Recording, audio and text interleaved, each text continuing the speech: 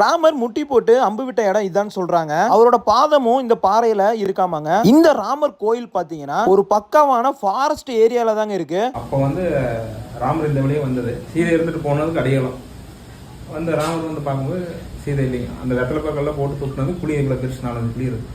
அப்போ முதல்ல தண்ணி எடுத்து பார்த்தா சிவப்பு கலர்ல இருக்கு. அந்த புளிக்குள்ள இன்னும் தண்ணி இருக்கு, 4-5 புளி இருக்கு. இதே மாதிரி பாருங்க முழு ஒரு 6 கிலோமீட்டர்.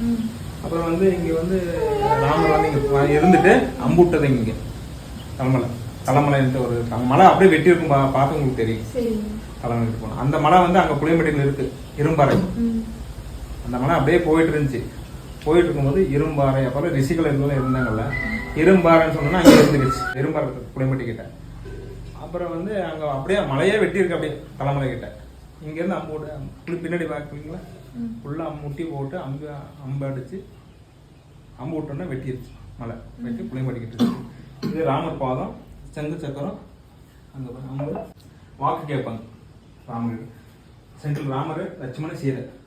பூ ஓட்டிடுவோம் சனிக்கிழமை பூஜை முடிஞ்சோம். 12 மணிக்கு பூஜை பூ ஓட்டிட்டோன்னா வாக்கு நம்ம காரியம் நிறைவேறணும்னா வலது பக்கம் கொடுக்கும், இல்லைன்னா இடது பக்கம்.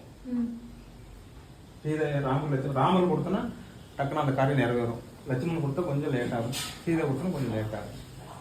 அந்த மாதிரி வாரம் சனிக்கிழமை பூஜை அந்த வாக்கு கேட்பாங்க. வாரம் எப்பவுமே சனிக்கிழமை மட்டும் எப்பவும் தவறுனதே கிடையாது.